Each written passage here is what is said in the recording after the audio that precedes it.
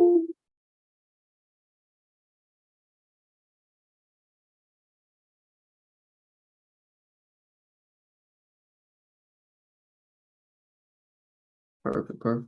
Hello, and welcome to another week of the Lost Confederacy channel. This is week 2 of the 13-week fiscal program of recovery for American prisoners of war. As always, you have myself, Chief Biko. Today we have Chief Alligator as well as Chief Quietwater. And here, as always, we focus more so on that first letter in the acronym APOW, which is American.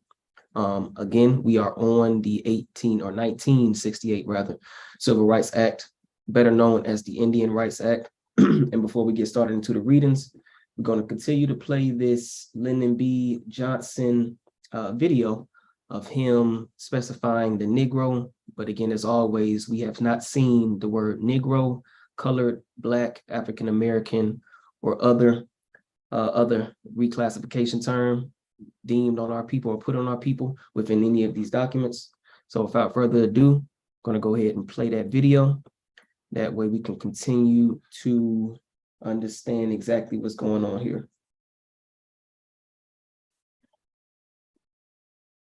Even while President Johnson talked to Chancellor Klaus about America's responsibility in a time of crisis and challenge, word came from Capitol Hill that Congress had passed and sent to the White House the Civil Rights Act of 1968. Included in the measure was a landmark open housing bill, which, when fully effective, would forbid discrimination in approximately 80% of all housing offered for rent or for sale in the United States.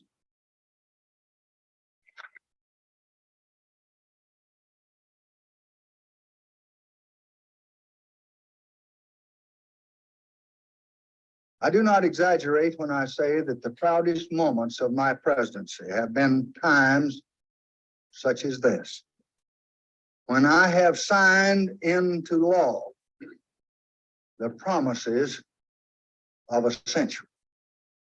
I shall never forget that it is more than 100 years ago when Abraham Lincoln issued the Emancipation Proclamation.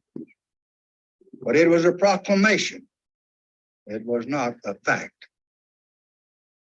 And in the Civil Rights Act of 1964, we affirm through law that men equal under God are also equal when they seek a job, when they go to get a meal in a restaurant, or when they seek lodging for the night in any state in the Union. And now the Negro families no longer suffer the humiliation of being turned away because of their race. In the Civil Rights Act of 1965, we affirm through law for every citizen in this land the most basic right of democracy, the right of a citizen to vote in an election in his country. In the 5 states where the act had its greater impact, Negro voter registration has already more than doubled. Now with this bill, the voice of justice speaks again. It proclaims that fair housing for all human beings who live in this country is now a part of the American way of life. We all know that the roots of injustice run deep. But violence cannot redress a solitary wrong or remedy a single unfairness. And we just must put our shoulders together and put a stop to both. The time is here. Action must be now.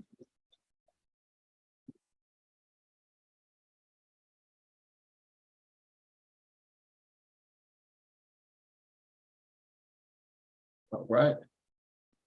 So as stated earlier, I'm going to continue to play that video as long as we're still within this 1968 Civil Rights Act.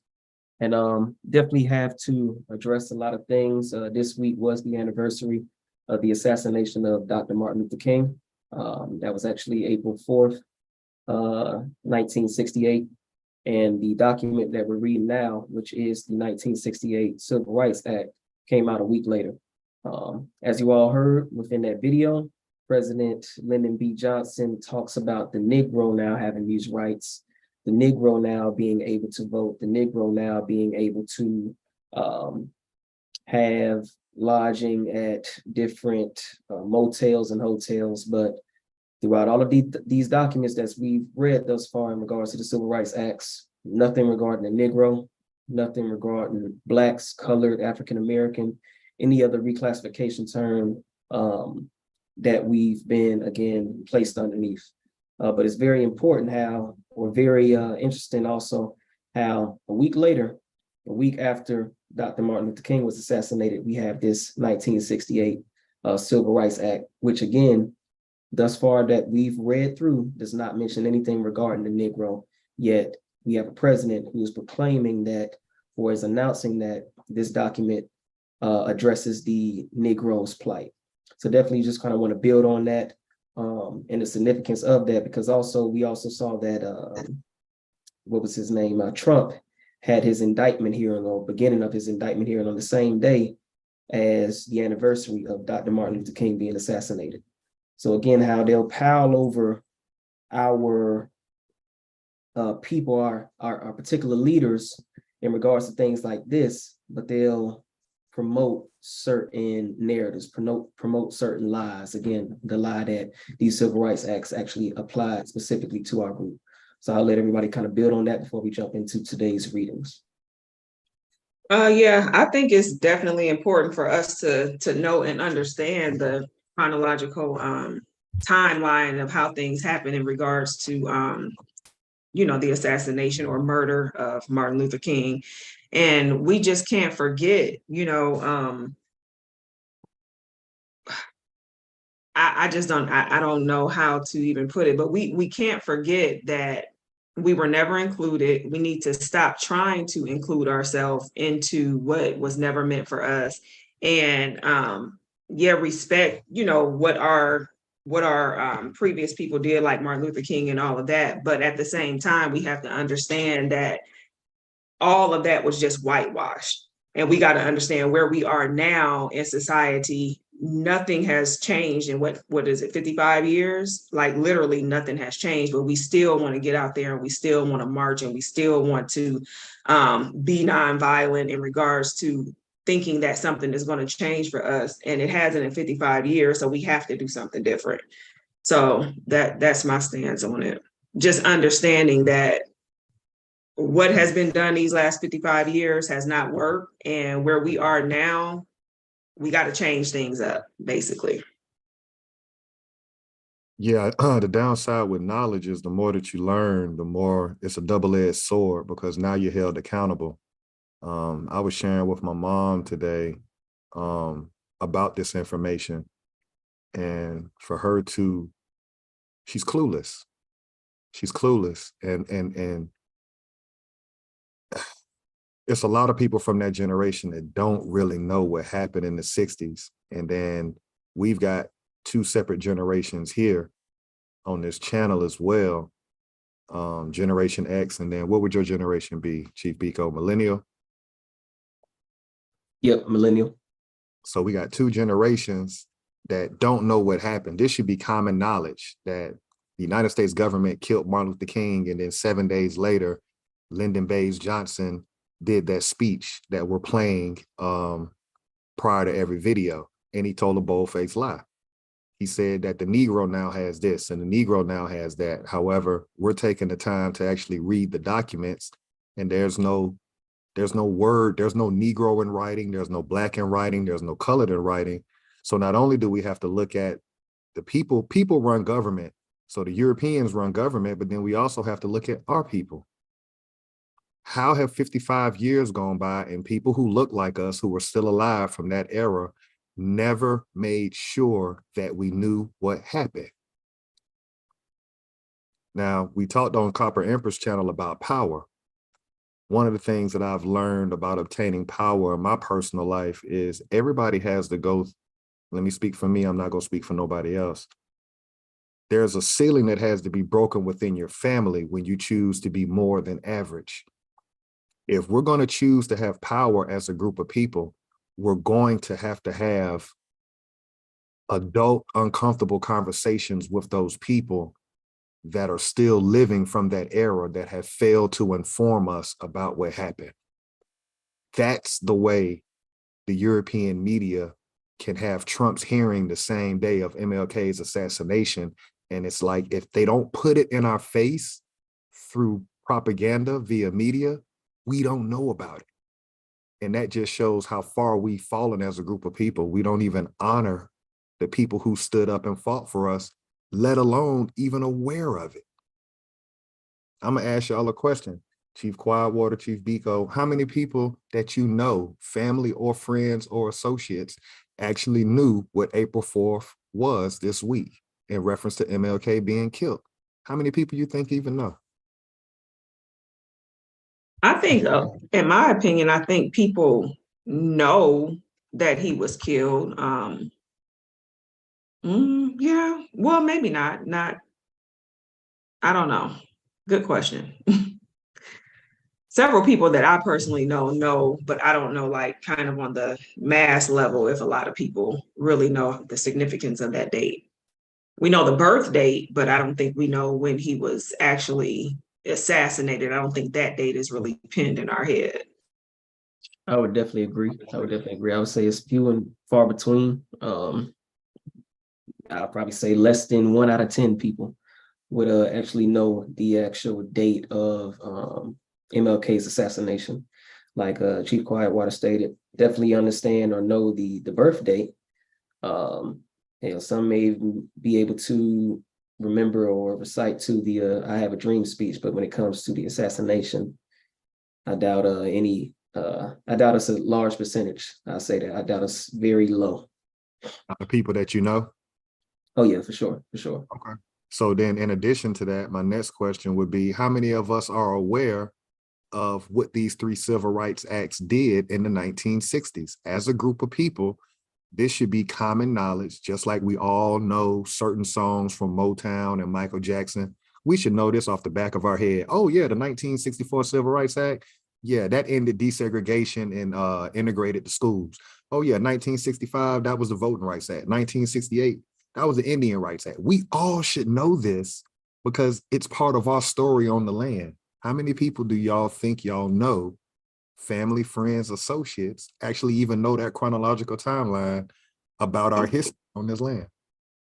Now that for sure I know. Not a lot of people know. I mean, I really didn't know. I've heard of it, but no, I myself, until I was just introduced to just chronologically how it all happened, I wasn't aware myself. What about you, Chief Biko? Same. I'd say it's about the same for me.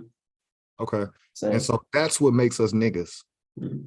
That's why other group of people come here and don't want to be bothered with us, because think about it. If I'm coming from being last place in Africa, I'm gonna use Africa as an example. If I'm coming from Nigeria and my family is fucked up, destitute, pauper status, poor, indigent, and I come to this land, why would I want to be associated with the people in last place in the new world when I'm coming here to make a new start for my family? So it's not these immigrants' fault that they have disdain for us. It's our fault because we don't know our history. I'm gonna stop right there. Again, just excellent points. And that just goes back to why we're doing what we're doing every Sunday, going through these acts, going through the actual history in a chronological order, posting it online. That way people can follow whenever, at their own leisure. Again, because it's very important. It's stated, a group that does not know its history will have fucked up politics. And that's exactly where we are currently, not knowing who we are, in last place in every aspect, every industry, even though we are of this land and have created everything on this land. So great points. Without further ado, that's going to lead us into our American inventor for this week. Take off there, Chief Quietwater. Ready? See here. So this week. The inventor this week is W.S. Campbell. I really couldn't find a lot of information about him. I'm not even sure what WS even stands for. I don't have where he was born or where he passed away or anything like that, but he invented the self-setting animal trap. The patent number for that is 246369. The patent date is August 30th, 1881. And basically the objective of this self-setting animal trap was to provide a self-setting trap which can be made large enough to capture large animals of prey or small enough to catch rodents, other such small animals as are destructive to crops, and which trap, instead of keeping the animals alive to be killed in the trap before it can be taken out, it drowns it basically as soon as it drops in the rear platform of the actual trap. That's a prime example of what we just talked about being niggas. The running myth amongst our group of people is we don't like to hunt, we don't like to be in the woods, you know. We give that to the European, you know, the European loves to hunt XYZ. You just gave the invention for animal trapping, which means we were in the woods initially. We were doing the hunting. That was not only that, also tending to the land too, because they made it specifically so the rodents and the animals didn't destroy the crops. Right. So you see how people who look like us will get on TV and they will make it seem like that's something that we've never done. You just debunked that with that invention. Yeah, you can't come up with an animal trapping device and you're not in the woods hunting animals. Thanks for that. Right. Thanks for the invention. That was a great invention. Definitely a great one. Definitely a great one.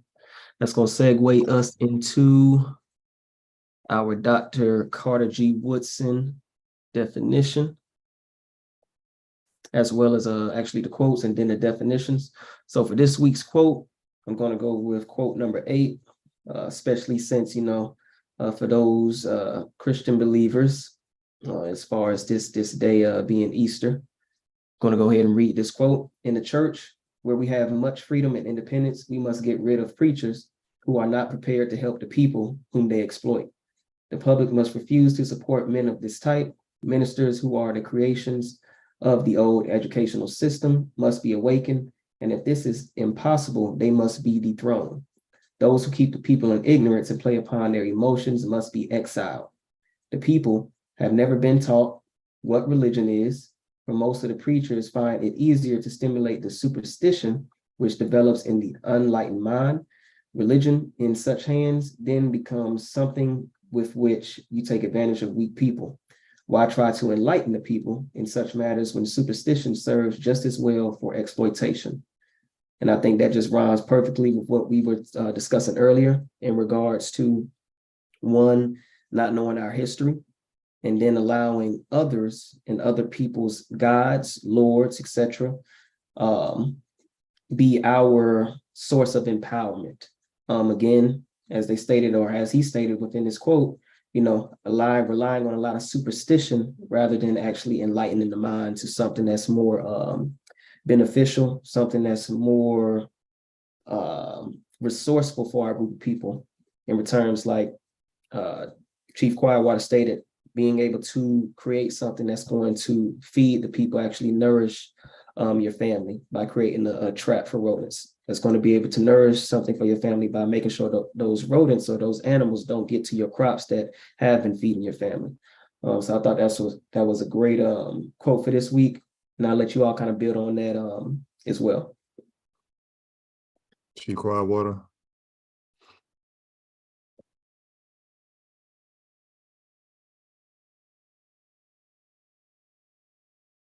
She on mute, yeah. You on mute.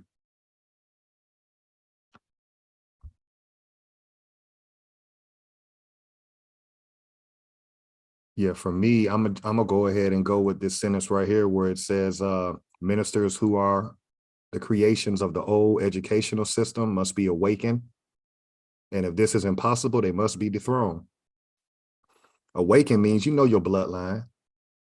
let's stop playing these games like you don't know that you Cherokee, Choctaw, Chickasaw, Creek, and Seminole. You know exactly who you are, right? But you're coming to us and you're trying to attach our history to an allegory, which is what religion is. Let's just be honest. History and law go together. History and religion does not go together. So I know my Hebrew Israelites gonna get in their feelings. My Muslims gonna get in their feelings. My Christians gonna get in their feelings. We're showing you on this channel. You want to know what happened on a particular landmass? Read the laws of that land. In particular, the supreme law of the land. Read the treaties which supersede this constitution. So yeah, that's where I'm at with it. These people know who they are, and you're part of the old educational system, having us grown people walk around with a belief and a hope system when adults should be operating off faith.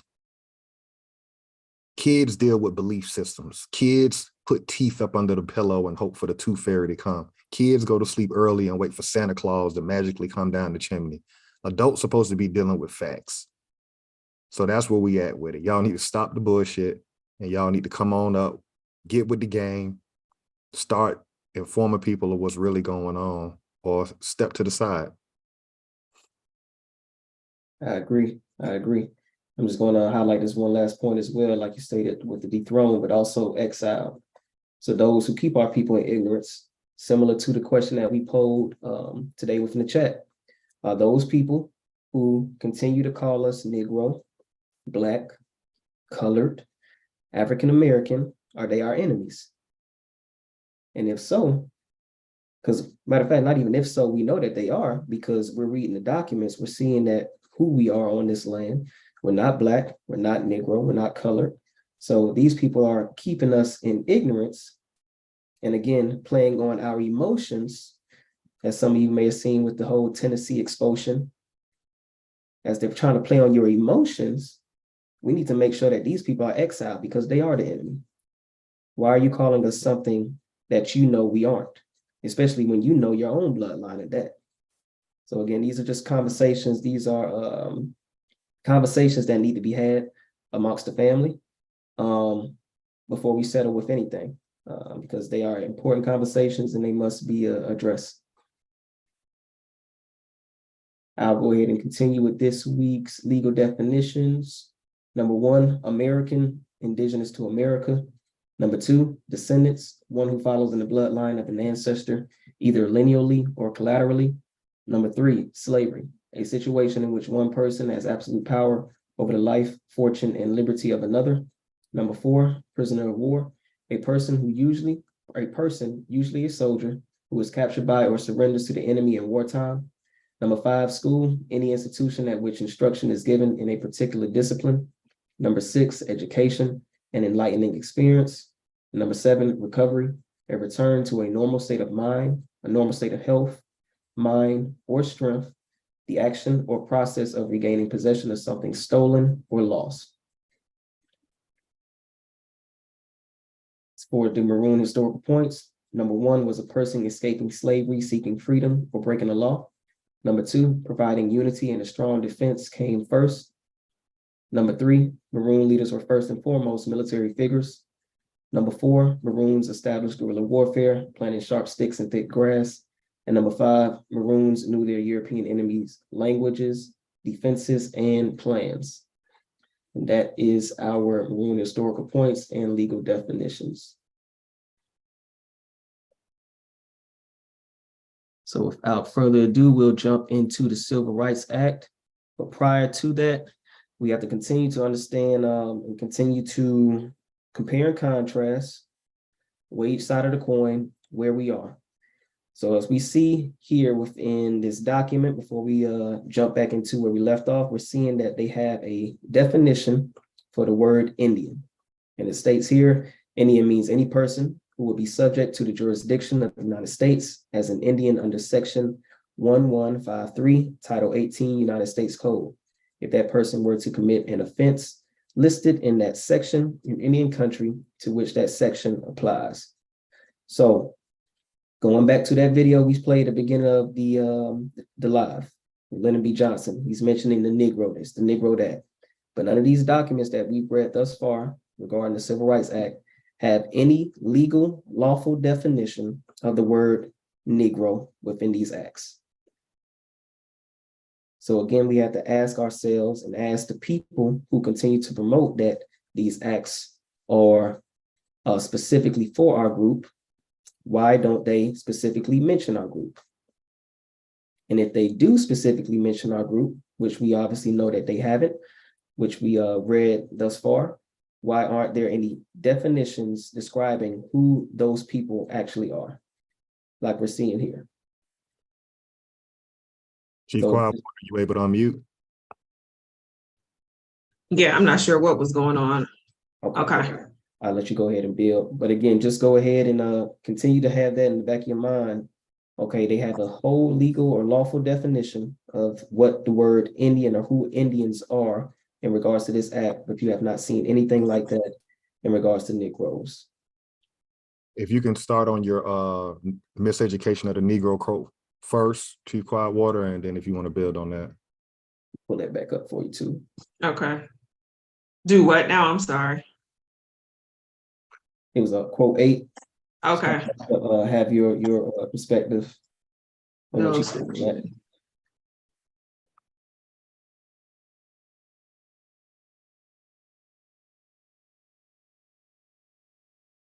So yeah, what I pull from that is the people who don't tell the truth of our group, that keep, that know the truth, but kind of keep us suppressed with the real knowledge that we need in regards to knowing where we come from and knowing that we are the American. And what else? I'm sorry. The definition of the Indian. Well, that was pretty much it. Okay. Also, the definition of the Indian, how they are very specific in regards to who that is. Right. Like that in regards to our group of people. Right. Of course, we're never included in anything, which it specifically says it there. So we know now what the true definition of the Indian is. Can you bring back up that definition real quick? And shout out to everybody that participated in the polling that we posted yesterday. Because what we're basically going to continue to point out, because repetition is the key to learning. We understand that these acts were never explained to us growing up through the school system. And so what we're doing now is based on proof of claim, we're letting the documents speak for themselves. Oh, wait, okay. What we're saying, if you can scroll up where it says Indian rights so they can see the title. You were there. Okay. Right there. Scroll up. Yep. Right there. So what we're saying, Title II of the 1968 Civil Rights Act, this act was passed 1 week after the United States government assassinated Martin Luther King in Memphis, Tennessee. Congress makes the United States government's law. Congress gave a definition for what an Indian is. What we're saying is Congress has never given the definition, like you're looking at right now on the screen, of what a Black is, of what a Negro is, or what a colored is. We started off on this channel reading treaties. We've read the Emancipation Proclamation. We've read the amnesty document by Andrew Johnson, who preceded Abraham Lincoln. We've read the Freedmen's Bureau Act. We've read the 1866 Civil Rights Act. We've read these lawful documents that come through Congress. What we're proving, not talking, what we're proving is the United States government, Congress makes law. They've never given a definition for Negro, Black, and colored. So the question is, from a common sense standpoint, why the fuck are we calling ourselves something that has no definition to it under this government? It's just that simple, y'all. This government has never defined what Negro, Black, and colored is, or Afro-American, which happened in '88. So I'm in middle school when Afro-American became a thing. And shout out to Copper Empress for saying, how you gonna be older than your classification? because I too have lived long enough to be older than the damn classification. So this is a question we have to ask ourselves. Why are we calling ourselves something that the government has never lawfully recognized or defined in law? This is law. Congress makes the law. Anything y'all want to build on that real quick before we get into the readings tonight? We got to keep hammering that so people can get it. Because once you get it, when you look at TV, when you look at books, and when you look at newspapers, you'll never look at it the same. You'll look at it for what it is. It's war propaganda. And now just knowing this information moving forward, just question to the chat, how will people moving forward, just knowing this information, how do you feel about this information? And do you understand why we get left out of pretty much all the laws that are written, that it doesn't specifically mention Negro, Black, and color, but they reference us on a grand scheme of things when they're giving their speeches, when they're saying what they will do verbally for us, but it's never written into any kind of law. It's a great question. It's a great question too, because again, it just highlights the military occupation. It just highlights that we're prisoners of war on our own land. Here, before we even jump into the rest of the readings, we can just look here. Crimes of Title 18 United States Code. We've been seeing that a lot, even if in this definition of Indians, Section 1153, Title 18 United States Code. And some may say, okay, what does that code actually relate to? What is the meaning of that code? So definitely, before we jump into the readings, it's important for us to understand what this code is. So again, just basically crimes. It's a crime code. So anything regarding United States Code, Title 18, is going to relate to crimes. So you can state here. As you can see here. Then if we go a little further, crimes and criminal procedures, let's take a look here and seeing who actually has jurisdiction and enforces these codes. So I'll read this section here, load this up a little bit for you all. So it states jurisdiction and enforcement.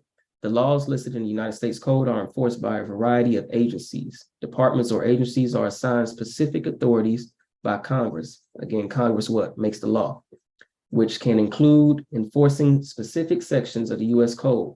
However, the laws in Title 18, crimes and criminal procedure, are enforced by agencies with law enforcement authorities such as the FBI and Department of Homeland Security. So they're clearly stating that the FBI, Department of Homeland Security, are the ones that will be enforcing all of those criminal procedures that we just saw within that Title II in regards to crimes and penalties that's being committed within the said Indian country. So again, just further. DHS is Department of Homeland Security. We might have to vet that. That one? Okay. Yeah, I want to say that may be Department of Human Services. Department of Human Services is where child support comes up under. Makes sense though. As well as your what am I trying to say? What's the word, Chief Quietwater? Under Department of Human, like government assistance and stuff. Right. You get your TANF, you get your child support. Right. Those are divisions under that department, but that's federal. So it may be Department of Homeland Security. We can probably figure that out. Or it may be Department of Human Services, which will put you up under it.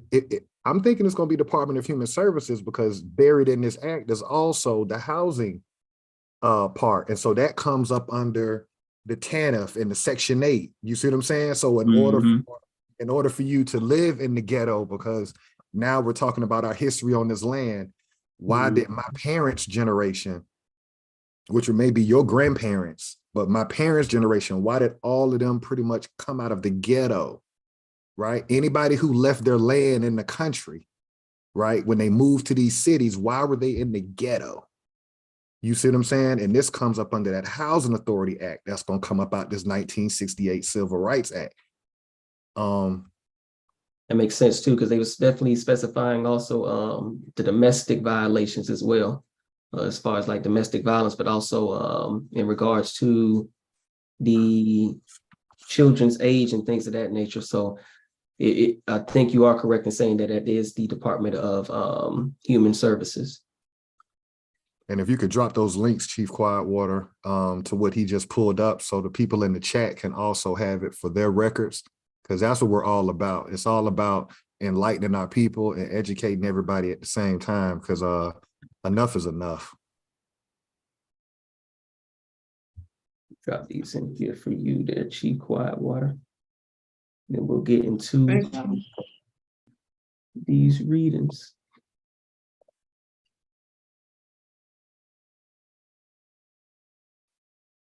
All right, perfect.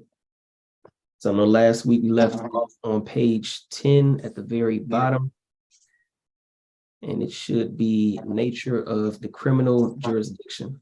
So I'll start off here. In general, notwithstanding any other provision of law, in addition to all powers of self-government recognized and affirmed by section 201 and 203, the powers of self-government of a participating tribe, including any participating tribes in the state of Maine, include the inherent power of that tribe, which is hereby recognized and affirmed to exercise special tribal criminal jurisdiction over all persons. Number 2, concurrent jurisdiction. The exercise of special tribal criminal jurisdiction by a participating tribe may be concurrent with the jurisdiction of the United States, of a state, or of both. So basically, what I'm getting within these two sections is that they're saying that on one hand, that the tribe is able to deal with their criminals how they please, but on another hand, just in the section below, that any of their criminal procedures has to be concurrent or has to go along with or play along with whichever United States code they have established, which again would be that Title 18 United States Code section. And if there is anything at the federal level, then they would have to make sure that their jurisdiction or their procedures align with that jurisdiction of the state, whichever the state they may be pretty much in. Applicability, nothing in this section. Creates or eliminates any federal or state criminal jurisdiction over Indian country. So again, just reiterating exactly what I pointed out, that anything that the tribal courts of whichever recognized tribe may want to have as far as their procedures, they cannot go against any of the federal or state criminal jurisdiction or criminal procedures. Affects the authority of the United States or any state government that has been delegated authority by the United States to investigate and prosecute a criminal violation in Indian country. So again, none of these quote unquote sovereign, independent, recognized tribes are actually sovereign or independent if they have to continue to abide by a higher authority's rules, which would be either that state, and of course the highest one would be that United States government on the federal level. Exception if victim and defendant are both non-Indian. In general, a participating tribe may not exercise special tribal criminal jurisdiction over an alleged offense other than obstruction of justice or assault of tribal justice personnel if neither the defendant nor the alleged victim is an Indian. Definition of victim in this paragraph, and with respect to a criminal proceeding in which a participating tribe exercises special tribal criminal jurisdiction based on a violation of a protection order, the term victim means a person specifically protected by a protection order that the defendant allegedly violated. Criminal conduct, a participating tribe may exercise special tribal criminal jurisdiction over a defendant for a covered crime that occurs in the Indian country of the participating tribe. And D, rights of defendants in a criminal proceeding in which a participating tribe exercises special tribal criminal jurisdiction, the participating tribe shall provide to the defendant, 1, all applicable rights under this act. 2, if a term of imprisonment of any length may be imposed, all rights described in section 202C. And 3, the right to a trial by an impartial jury that is drawn from sources that reflect a fair cross-section of the community and do not systemically exclude any distinctive group in the community, including non-Indians, and 4, all other rights whose protection is necessary under the Constitution of the United States in order for Congress to recognize and affirm the inherent power of the participating tribe to exercise special tribal criminal jurisdiction over the defendant. So I'll pause right here. Basically, it's just giving the definitions of certain procedures. So again, definition of the victim, criminal court, criminal conduct rather, as well as the right of the defendant. But also, as we see here, they're stating that the jury shall not be skewed pretty much to one particular group of people.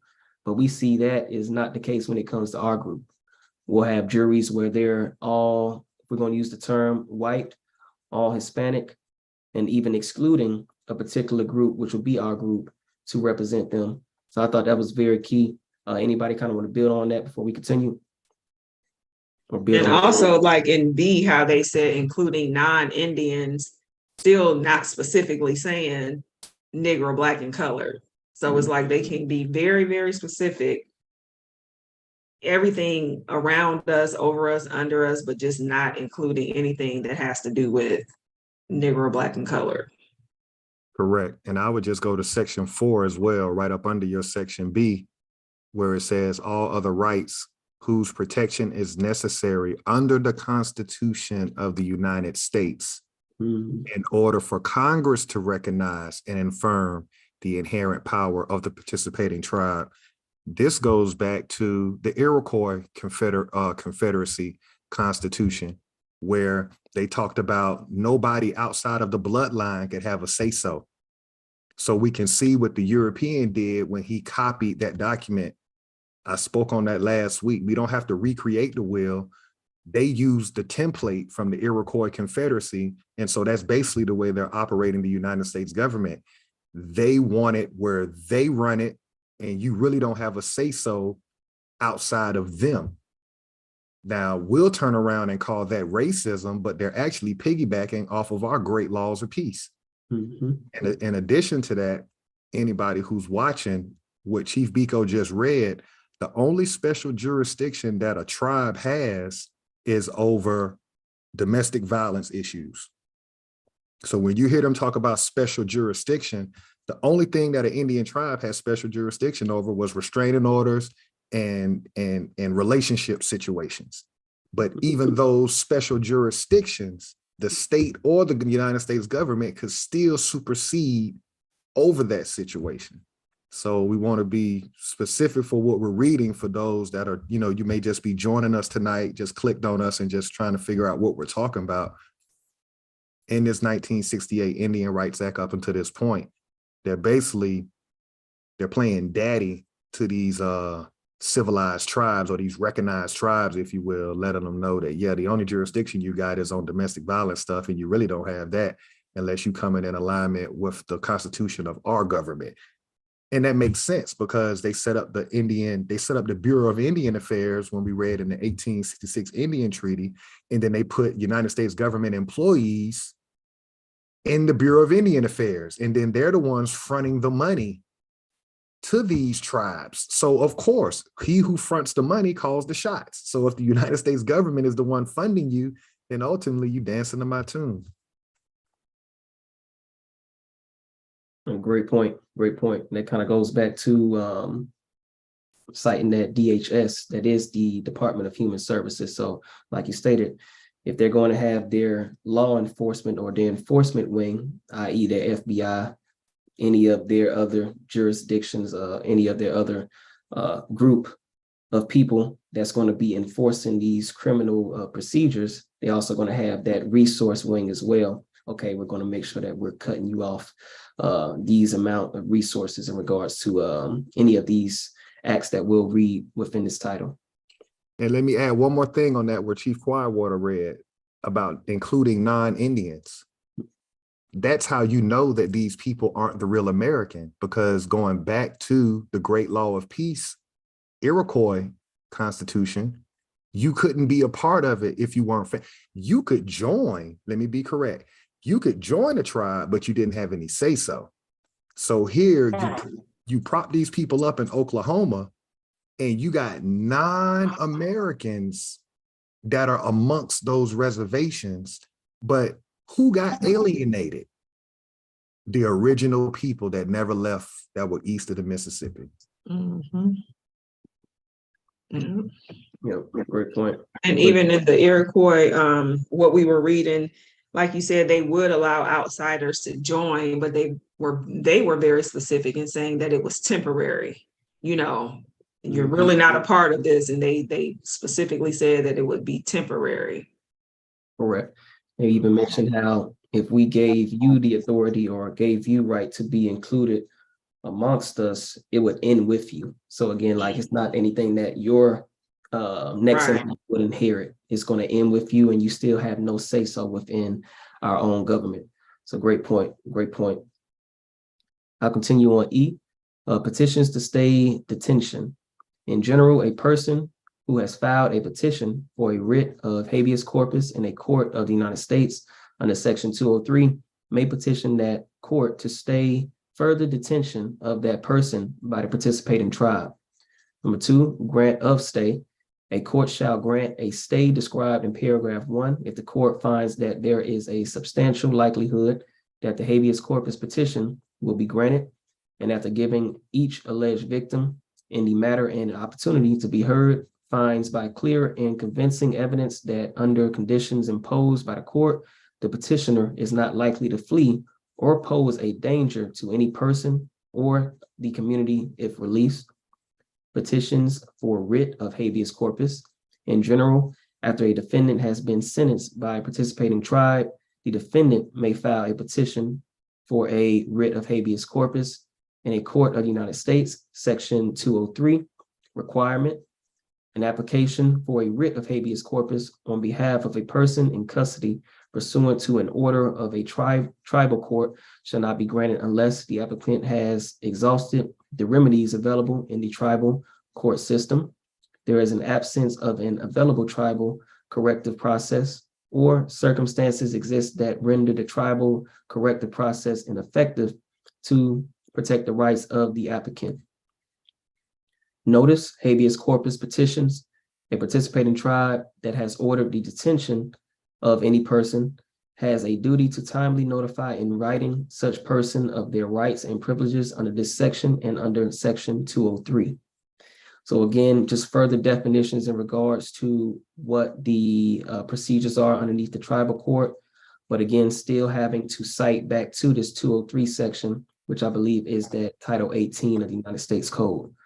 So again, they're listing off these procedures, but again, there still have to be concurrent or have to be aligned with that United States Code, Title 18. Right. And if you don't like the outcome within the tribal court, you can also appeal it to the United States government court, which is a whole different government. So this is clearly— They really don't have any power at all, to be honest. Correct. Correct. That's exactly what it's showing us. You want to catch the next section, Chief Wildwater? Yeah, well, we're on H. Is that where we at? Yeah. Okay. Reimbursement and grants to tribal governments. Number 1, reimbursement.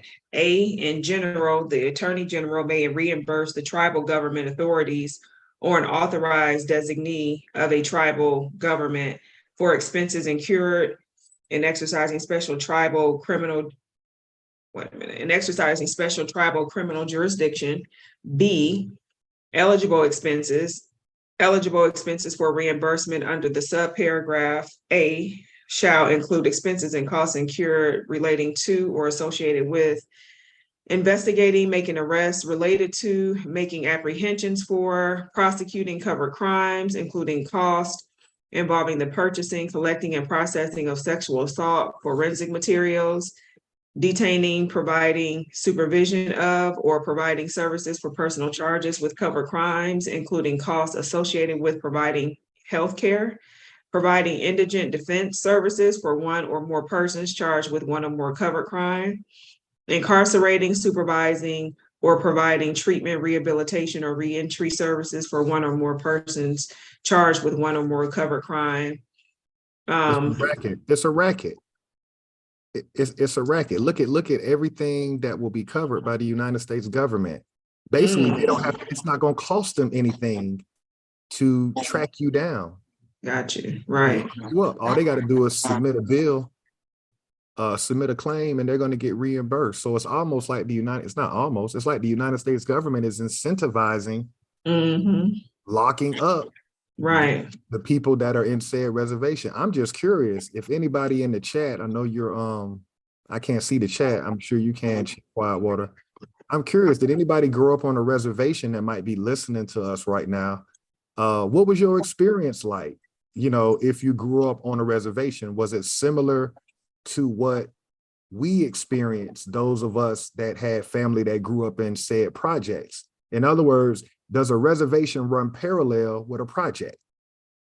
I'm just curious if anybody in the chat shares on that while you're reading. I posed the question. We'll see if anyone responds. So where did I leave off? Procedure. Yeah. Okay. Procedure. In general, reimbursements authorized under subparagraph A shall be in accordance with the rules promulgated by the Attorney General after consultation with Indian tribes and within 1 year after the date of enactment of the Violence Against Women's Act, Reauthorization Act of 2022. So these are new amendments, actually.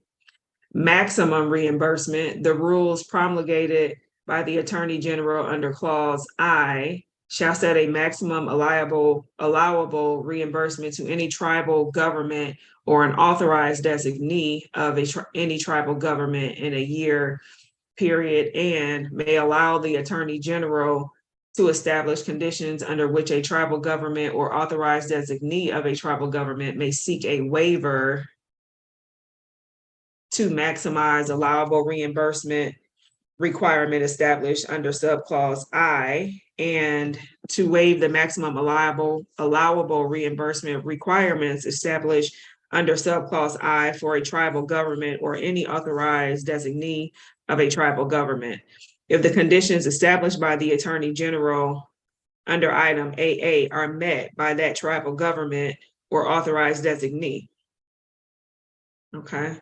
Timeliness of reimbursement, to maximum extent the practicable, the Attorney General shall, not later than 90 days after the date of which the Attorney General receives a qualifying reimbursement request from a tribal government or an authorized designee of a tribal government, reimburse the tribal government or authorized designee, notify the tribal government or authorized designee of the reason by which the Attorney General was unable to issue the reimbursement, not later than 30 days after the date on which a tribal government or authorized designee of a tribal government reaches the annual maximum allowable reimbursement for the tribal government or an authorized designee established by the Attorney General under clause III,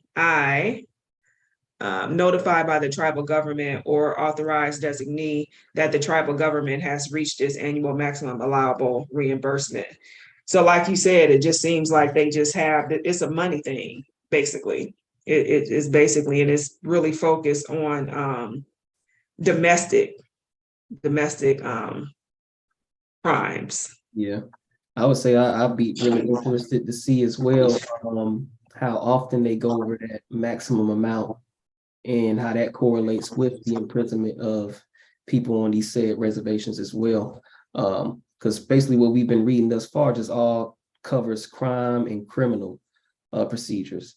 So again, kind of just going back to that prisoner of war statement, and we're seeing the military occupation of those that went west of the Mississippi as well. Correct. And basically, if you scroll up real quick, this whole section she just read, there's no way that you can't get paid. That's what I'm taking from this. I mean, they're giving you every opportunity. Basically, you cannot lose the general reimbursements, the maximum reimbursements. Scroll down a little bit more to the next page. Maxable or liable. You know, you got up to a year to get your money back, then not later than 90 days after the date on which the Attorney General receives a qualifying reimbursement request from a tribal government. So basically they're giving you every option as a subcontractor, because that's basically what these tribes are. The government is saying, hey, we're gonna sub this out to you. Here's an option. We're not telling you that you need to lock people up for domestic violence, but if you do, we're gonna make sure we take care of you. You're gonna get reimbursed on it. So and they're breaking down all the different terms. You're gonna get your fiat, basically. That's what I'm taking from it. Yeah, we gonna straighten you. You do what you need to do. You file in a timely manner. We're gonna hit you off. Agreed. I think you left off on eligibility. Okay, eligibility for participating tribes in Alaska. A tribal government or an authorized designee of a tribal government of any Indian tribe designated as a participant tribe under Subtitle B of Title 8 of the Violence Against Women Act, Reauthorization Act of 2022, shall be eligible for reimbursement in accordance with the paragraph of expenses incurred in exercising special tribal criminal jurisdiction under that subtitle. Grants.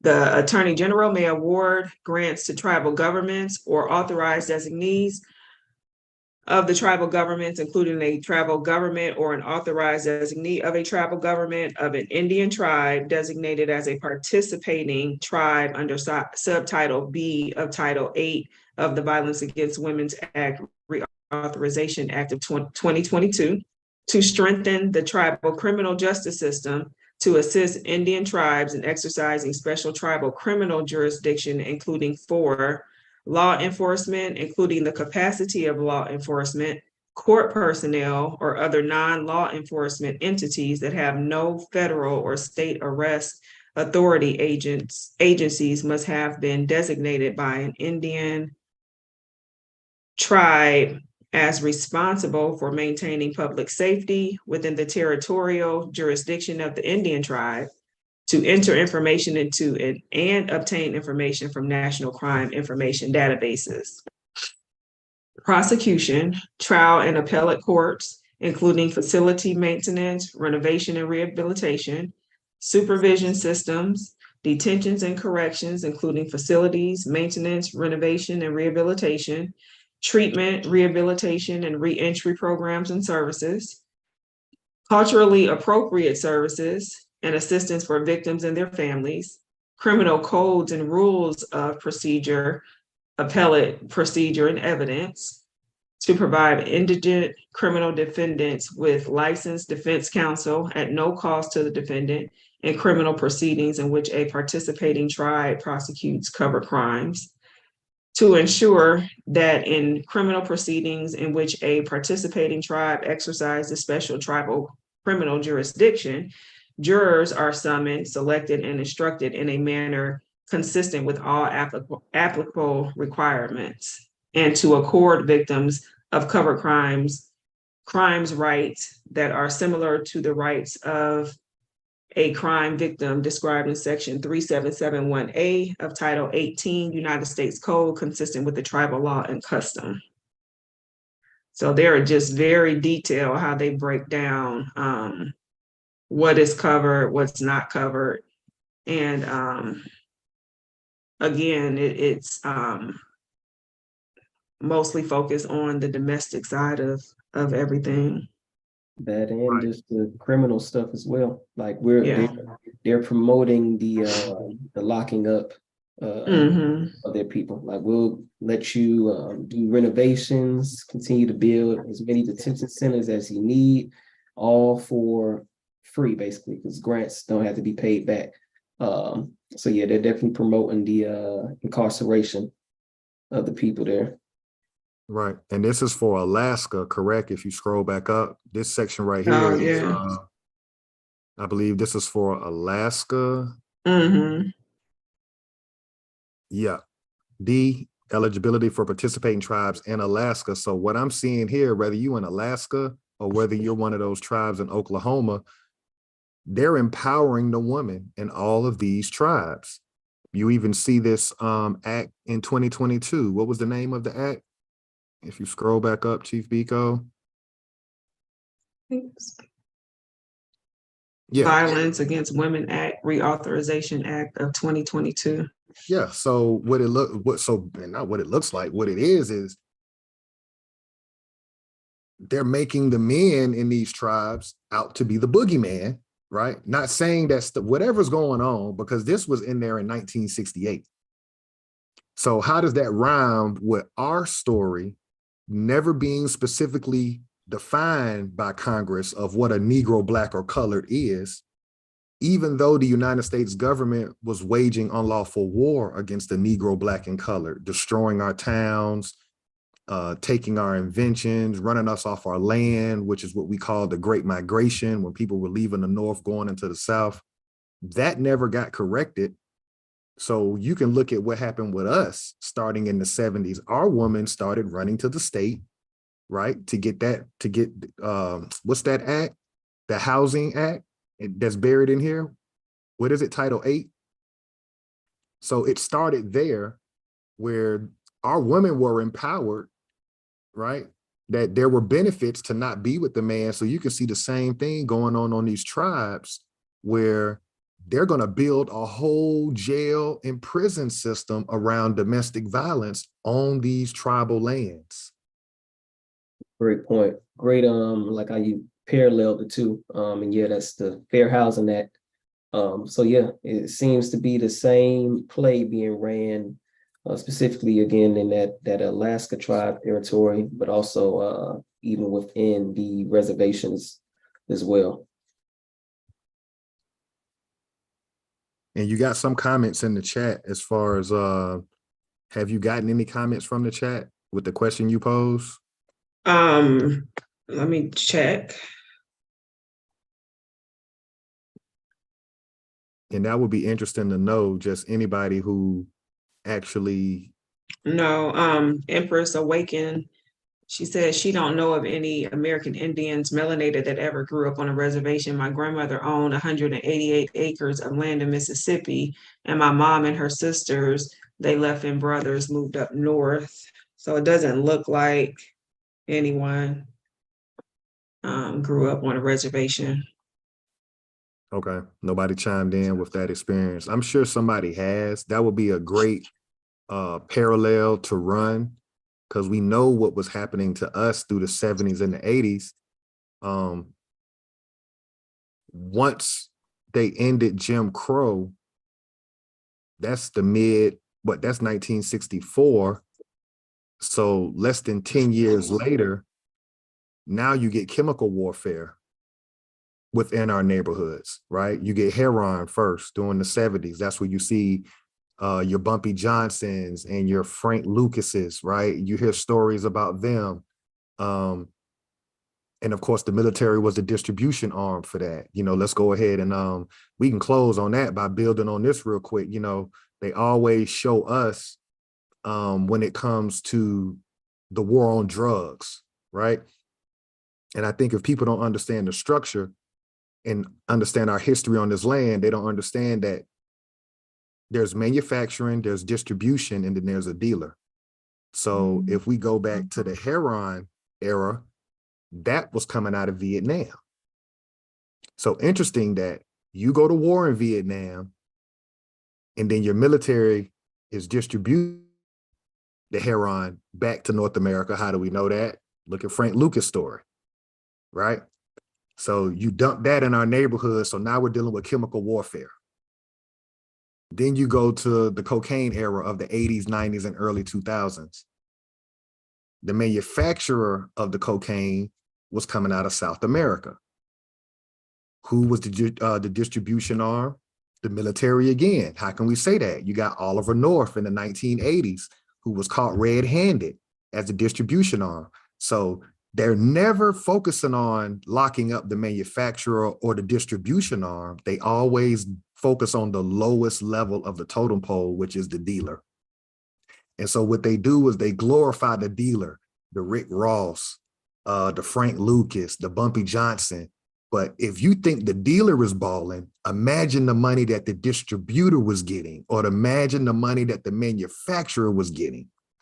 So this whole game is played out at this point because there never was a war on drugs. It was actually chemical warfare against us. Then you fast forward to now, you had a 20-year run in Afghanistan. Who's the leading producer of the opium plant, which is where you get your pills from? Afghanistan.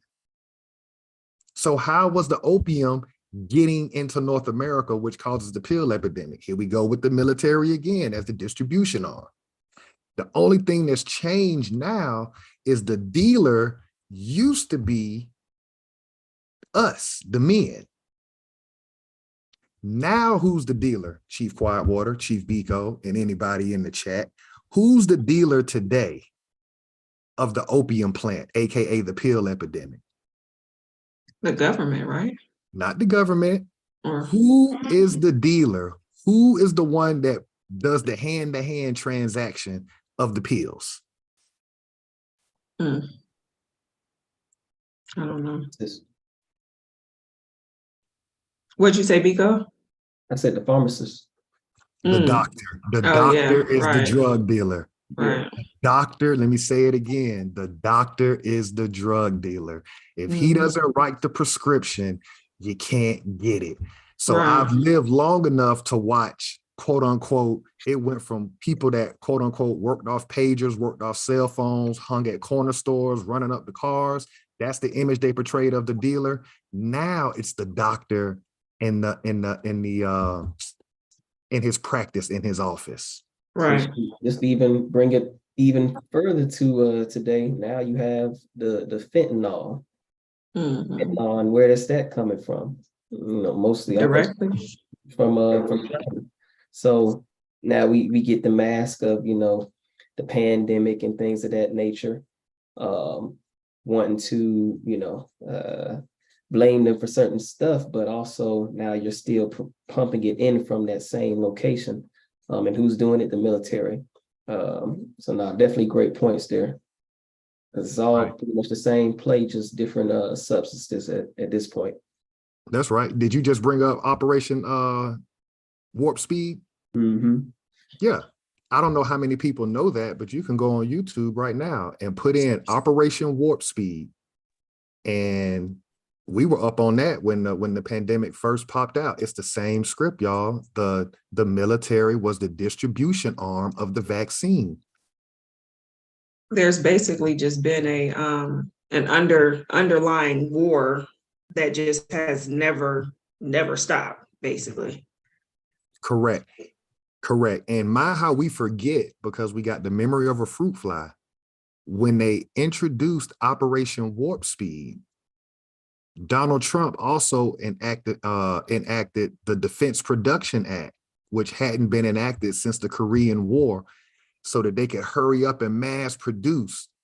So once their military got all their little substations set up over here with the vaccine readily available, so now they're no longer just waging chemical warfare on we don't have communities anymore.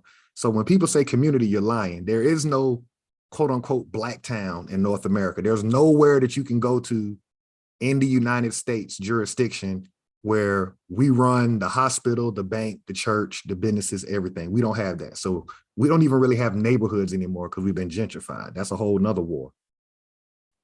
But the doctors and the nurses, if y'all remember in 2020, they were getting an additional $10,000 to $20,000 to put COVID on your death certificate. Did y'all forget that? So it didn't matter whether you died from a stomach flu or old age. Y'all want to chime in on that? So you had the warp speed going on with the distribution through the military. Then you had the doctors. They were able to basically put everybody up under COVID-19 on their death certificate. So basically they were getting bonuses. And it's like, go ahead. I'm sorry. No, I was going to say it was an eye opener for me when COVID first started. And before it was really mainstream on the news and people were like freaking out. All of the directives were coming from the War Department. They were coming from, they were having those meetings, and they were war people that were actually dictating when the vaccines would be released and, where they would go first and things like that. And that was before it really hit the media. So it started really with, if you got the information from the government, and from the War Department, you knew before it hit really mainstream basically. That was an eye opener for me, that was definitely a military mission. You absolutely correct. And let's be transparent with the people that's listening and anybody who listens to this. We were listening to those weekly briefings. That's something that we did on this channel. Every week, that general would come out and he would brief as to where they are as far as that warp speed program. And let's not forget one of the key components. Every governor knew about warp speed.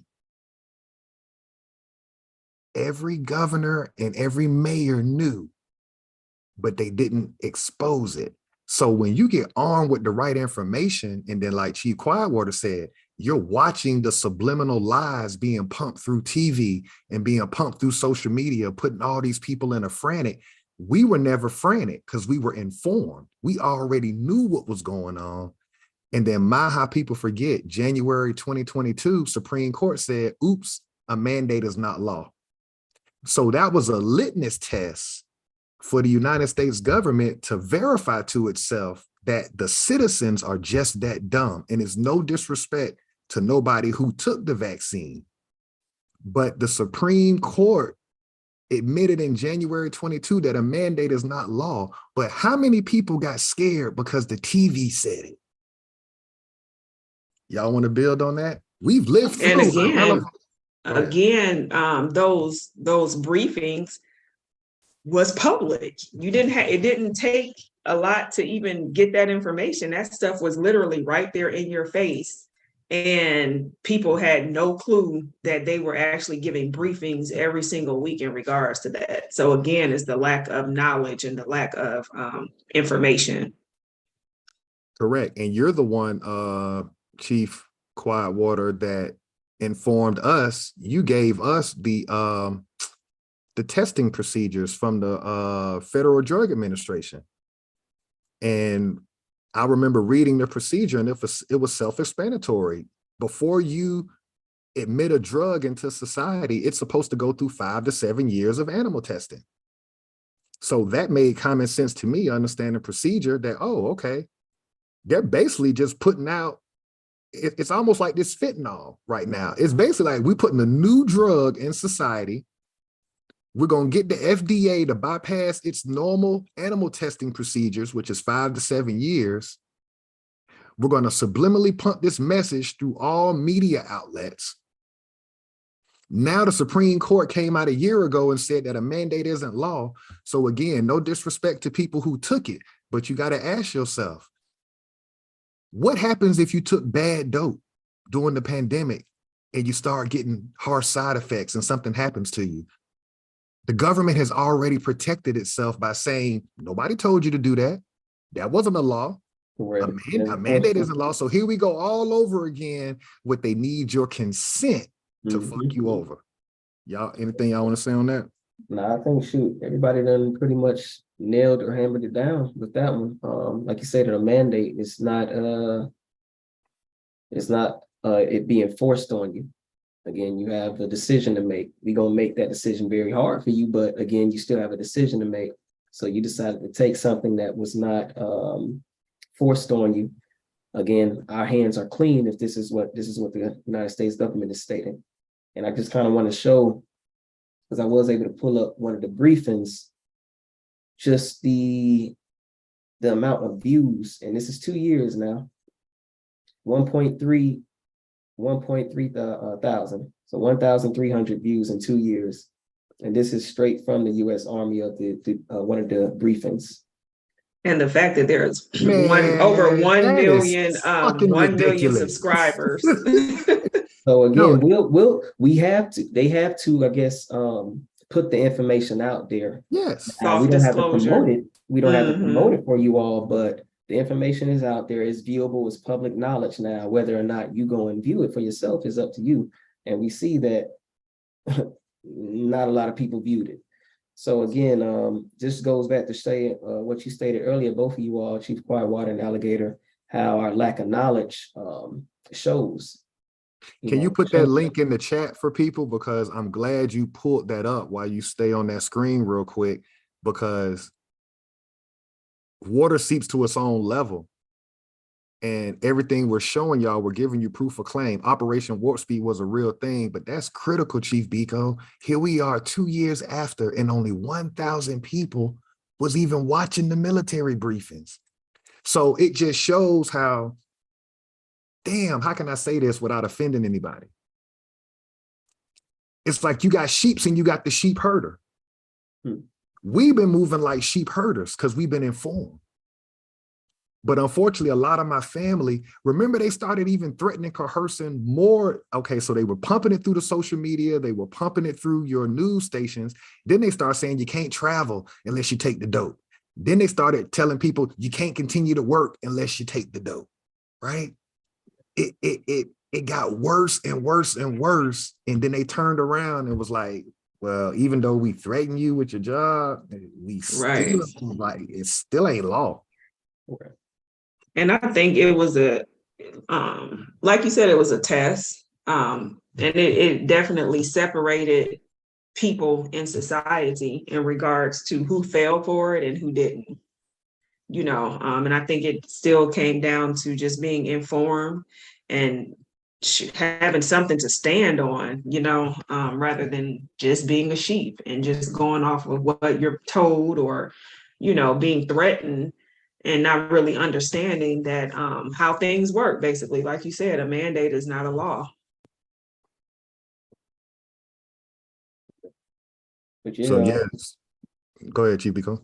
I was gonna say, it just it shows what our interests are as a group. What we focus on is of no importance, you know, as a collective, versus things that actually are gonna be actually beneficial for us to know as far as information.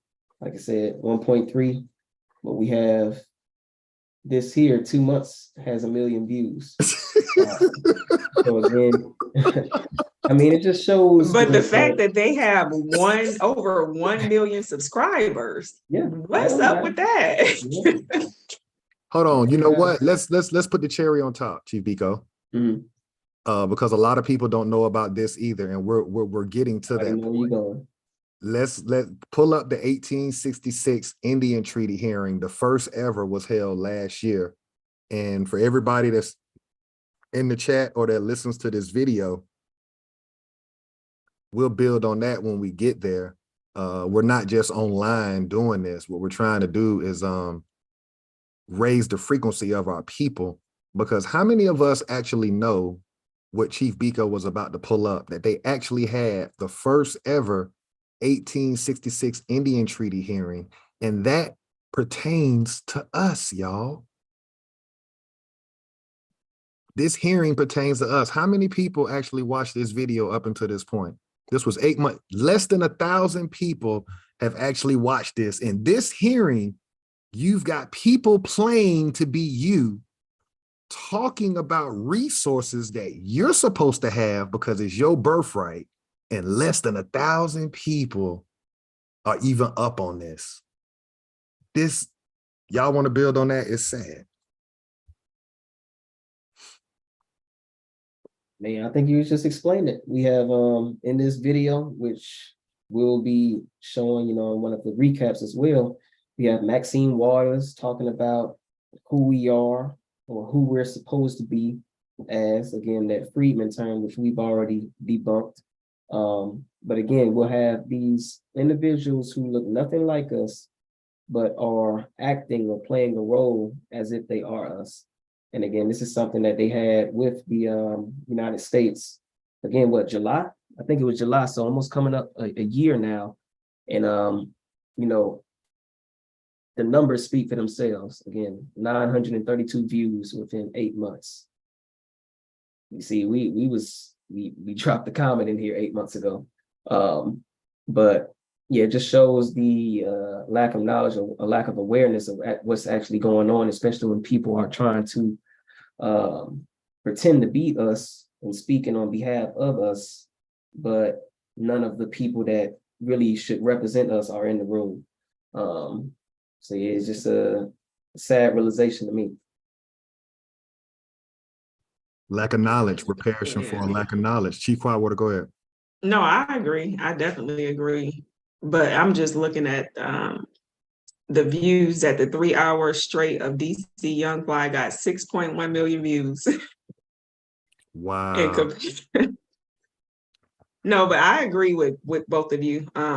Same thing, just the lack of knowledge. We don't seek it. Yeah, it's sad because everybody's at the table breaking bread and getting resources. And you know, sometimes I ask myself, how are we surviving as a group of people? Because we're not even at the table. You know, like Chief Quietwater just pointed out, a comedian gets 6 million views, but the first ever 1866 Indian Treaty, where these people actually talked about the Trail of Tears, and they actually talked about, they skipped over the history, right? They nitpicked what happened. But the beauty of that hearing is they gave a window for people to respond. And it's just sad that the majority of us don't even know this happened, don't even know that window existed, don't even know that, you know, yeah. Sheesh. And yeah, and shit, I think one of the only documents where we even see anything relevant that may pertain to our group would be Negro, and that was in one of these 1866 Indian treaties. So again, it just goes to show you even more how the lack of knowledge for our group still continues to bite us in the ass, because we, like you stated, didn't even know about this particular hearing that was being held. It's been a good bill, y'all. Yeah, we where I'm at with it is we got to have a conversation with those people that are still living, that have lied for 55 years about the civil rights era and what actually happened. And damn, it's almost like going to a funeral and your grandma and your granddaddy who raised you your whole life, they wait till a funeral to tell you that person wasn't your daddy. That's kind of the equivalent of where we are as a group of people. We got people that are our elders that have been lying to us. And the more that we wake up, the more that we pass these documents around, the more that our people start to understand Negro, Black, and color has never been recognized through Congress or defined by the United States government through Congress. The more of us get that, and the more of us start having more intellectual conversations with these puppets and these sellouts, they're going to have to sit down and tell the truth, but then put yourself in their shoes. If you know that that wasn't that kid's daddy and you waited that person's whole life and waited till they got to an adult to tell them the truth, that person may not fuck with you no more, right? I think that's where these elders are right now as we mature and really, because we got to learn on our own. Y'all ain't telling us. So we got to do the homework on our own and figure out what happened. And as we figure out, at some point, they're going to have to start saying, you know what, we're going to have to start telling on ourselves and tell the truth. And we may look at y'all and be like, thanks for sharing, but get the fuck out the house. Anything y'all want to say on that? Like 55 years of lies. What if they want to come out now and start being honest? What would be your stance on that, Chief Quietwater, Chief Biko? I would say that it depends on the reason. Well, yeah, I don't know. I just really think that a lot of our elders, like you said, like my parents and like you said, your mother, don't know. You know what I'm saying? So we would just have to do. No, I'm talking about the people who were a part of the civil rights movement. Oh, I see what you're saying. Know what happened. Okay. Yeah, it's time for them to get out the way. That's it, period. Yeah, I think it goes back to us being in alignment with what we read in that the great law, the great peace. Like, hey, you are now enemy of this Confederacy. You've committed treason. We'll take the information, but the damage is done. It's 55 plus years. You waited 55 plus years, and now just to say something, why? Because people are now waking up and being hip to game.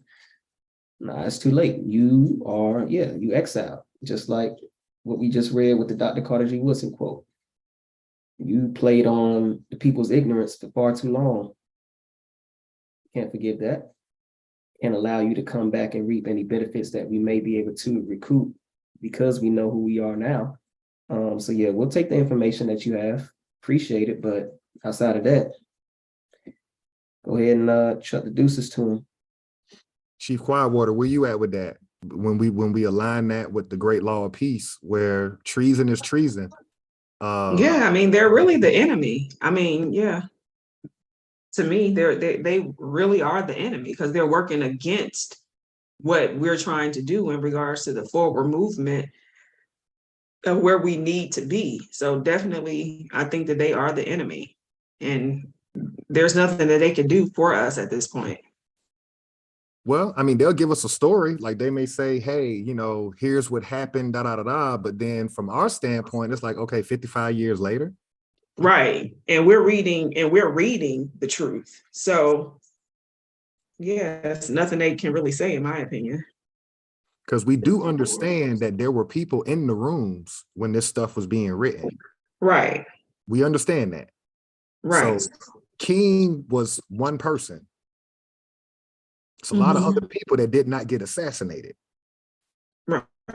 That have been walking Jesse around. Jacksons and the Al Sharptons and yeah. Right. So they all knew.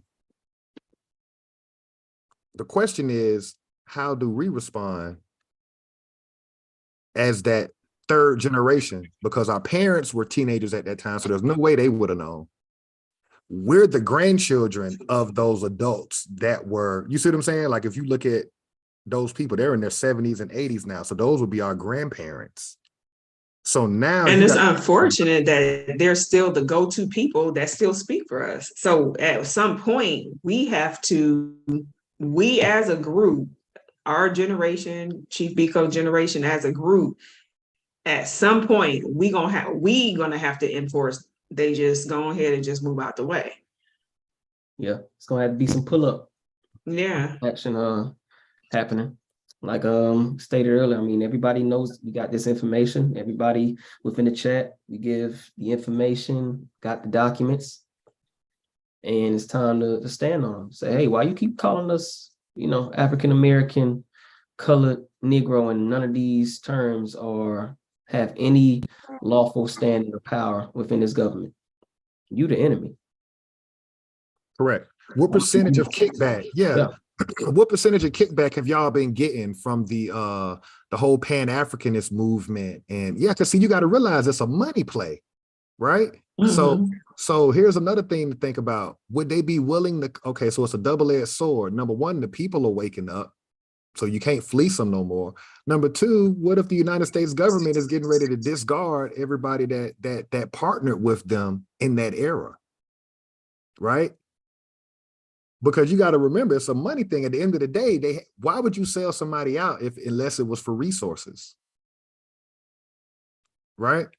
This whole Pan-Africanist movement, Black Caucus, caping for Africa, you know, still can't write up any legislation to federally protect quote unquote Black people. Well, we know why now. We don't have to play dumb now. The Black Caucus can't write any legislation to protect. Damn, ain't that a bitch? It's called the Black Caucus, but it can't write legislation for Black people because Black people have never been recognized by the United States government, Congress, and law. So that whole caucus is a front for immigrants. Now, how long were they thinking that we were going to live before figuring this shit out? Well, they got, what's that, 71? They got, 52 years out of us? So yeah, it's time to go ahead and stop all that shit and start checking these folks. They can no longer speak for our group. That goes for the Black Caucus, that goes for any of the civil rights leaders that are still around. None of y'all. And that's just the time we're gonna have to be on. You want to close us out, Chief Quietwater? Yeah, it's a great build. I definitely agree with both of you. They need to go ahead and sit down somewhere. And thank you to everybody in the chat tonight in regards to tapping in and sharing information and all of that good stuff. And that's about it. Yeah.